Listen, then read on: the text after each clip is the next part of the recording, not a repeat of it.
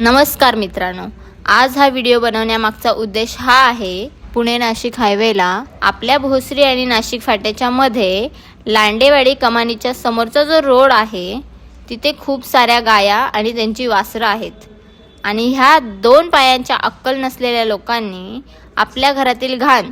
अशा पद्धतीने रोडवर टाकली आहे की तो कचरा त्या गाया आणि त्यांची छोटी छोटी पिल्ले तो कचरा खातात। हे असं करायला नाही पाहिजे, तरी पण लोक रस्त्यावरच कचरा टाकतात। अशा लोकांना एवढंच सांगणं आहे की कृपया करून तुमचा कचरा तुम्ही कचरा गाडीमध्ये किंवा कचरा डेपोमध्ये टाकत जा आणि भोसरीकडून नाशिक फाट्यामार्गे जर कोणी रोज जात असेल तर तुमच्याकडून फूल नाही तर फुलाची पाकळी म्हणून जे काही देणं शक्य होईल